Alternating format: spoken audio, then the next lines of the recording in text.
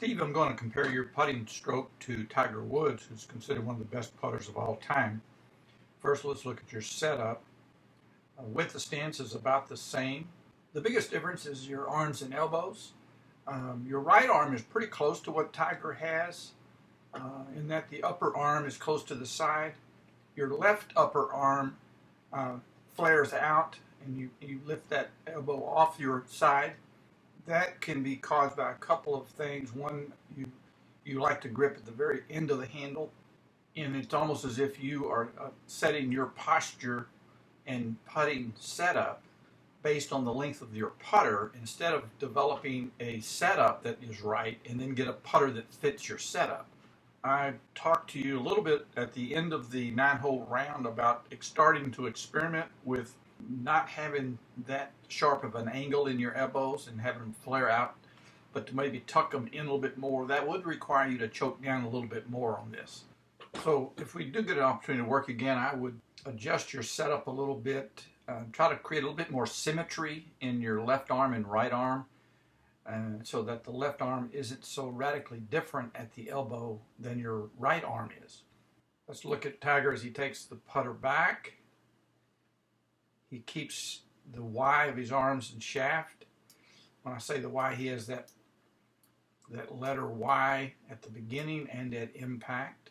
When he hits the ball, his eyes are down. And he keeps them down as he continues with his forward stroke. He doesn't follow the ball with his eyes. His putter will come to a complete stop, and he'll hold his position and posture for a moment or two, hold still for that moment or two before he turns and looks.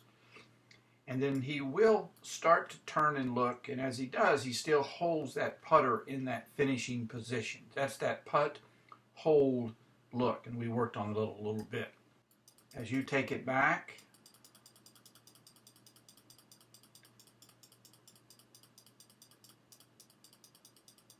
and make contact, your eyes are down. But you do start to let your head turn and your eyes follow that ball quite a bit. And of course you can see how far you let this left arm get away from your body. And you've almost stood up now. That's also an extremely long follow through for such a short distance that you were putting.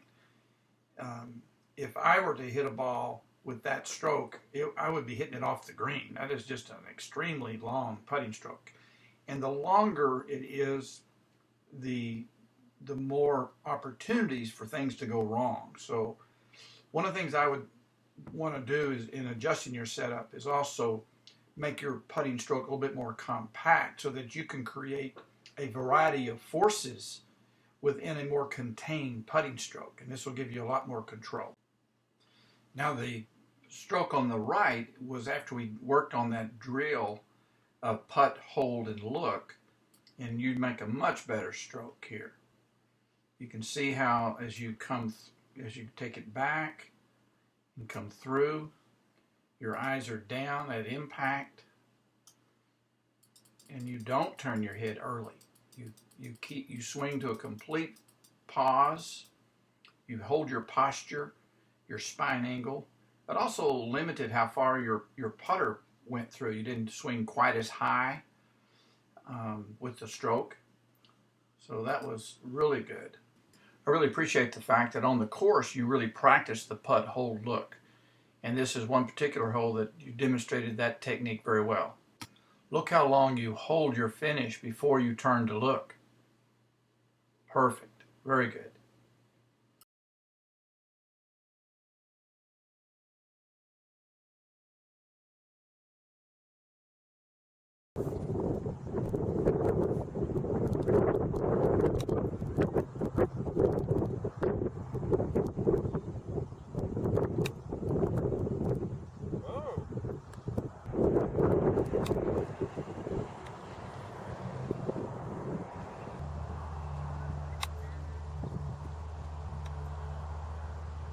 Going home. All right, we're going to go over the fundamentals of a chipping stroke. Steve, you want to chip one for me?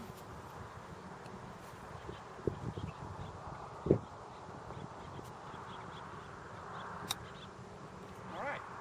I just demonstrated the fundamentals of a chipping stroke. Perfect example. No. No. Let's not screw that up. And now folks, how not to do it. No.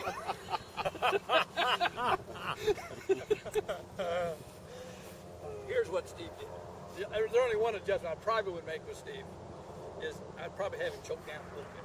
Look like you chip, you grip on the bird. And usually you will hear, choke down a little bit. Yeah. Choke down.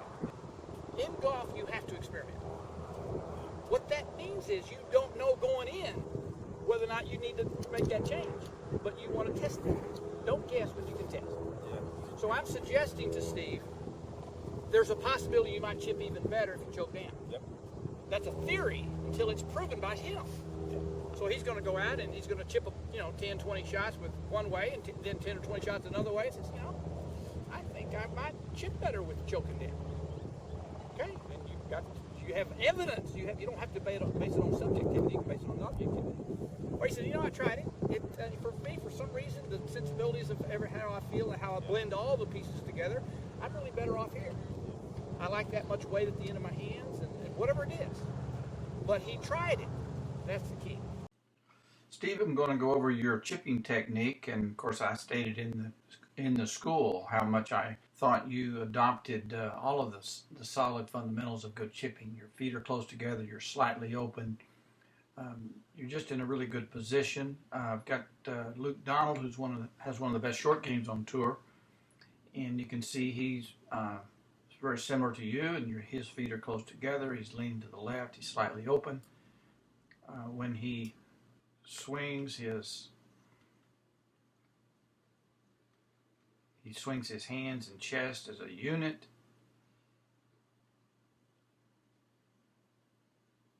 Hands are in front of his chest at the end, but you do as well.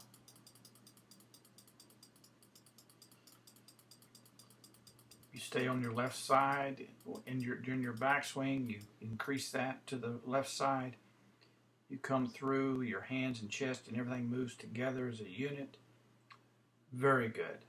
The only thing I really talked to you about was you start playing around with different clubs and not get just used to one club.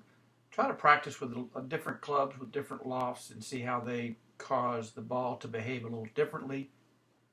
Allows you to hit to targets on the green that are closer to you and allow for more run out. We also worked on using the bounce more, putting the ball maybe slightly more forward in your stance so that the bounce would slide on the grass a little bit more and give you a bit more loft. Go ahead and set up one more time, just like you did the last one. The ball forward. We'll do a couple of practice swings here. And I want you to think about hitting the ground with the bounce. The back of it? Not the edge. Okay. You're going to, it's going to feel like a slippery slide. So you're throwing the bounce into the grass. Okay. Like that. Throw the bounce into the grass. This ball will go much, much higher. Yeah. And you don't have to just barely get over the fringe to make it have enough room for the rollout. You can mishit it a little. You could go a little further than you want, but it won't roll out as much. Okay. So you're going to have a pretty vertical shaft. Yeah. But I want you to start practicing with more ball forward for this shot. There you go. Well, I got to learn to hit it hard. That's right, but that's the shot that's the takeoff trajectory you need for these short pin shots. Yeah, you're right. Now you can add speed, and that creates a higher shot with more spin, more stopping power. Lengthen my backswing. Yeah.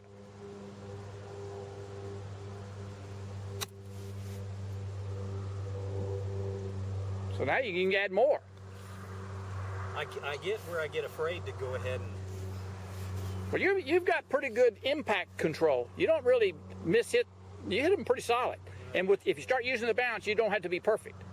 Obviously, you need to practice this. Oh, yeah. But after a while, you say, man, this is kind of fun. Oh, yeah.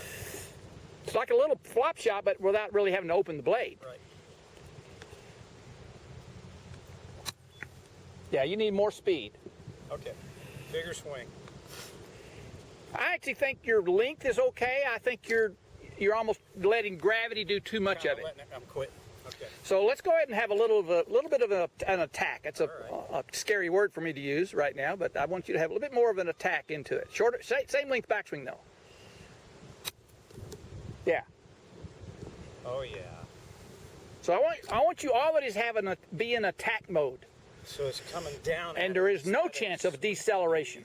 Sometimes we get so admiring the smoothness that we decelerate. Yep. We create the smoothness through a deceleration. Right. And I want you to be attacking the ball.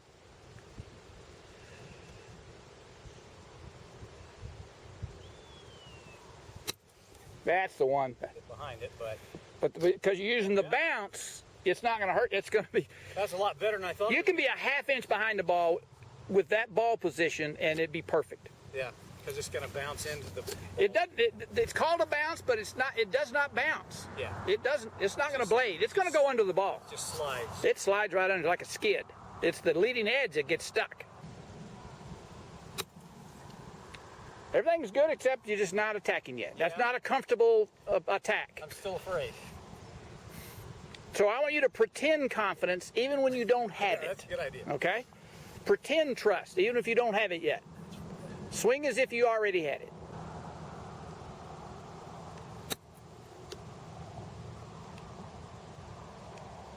I would take that. Absolutely. That's not what I mean, that wasn't what I visualized, but So I would these take that. these have a lot more height, a lot more spin, so it's going to have better stopping power, which means you can get beyond the edge of the green or go over that bunker and not have to get close to that bunker. Right.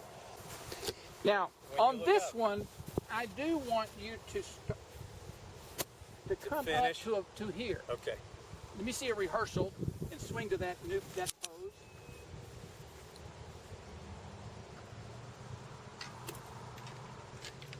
Can I do that again?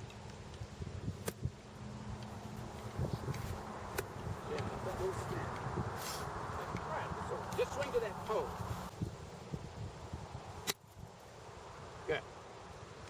Oh, There you gosh, go. would I take that? Very nice. Ah, Look at set up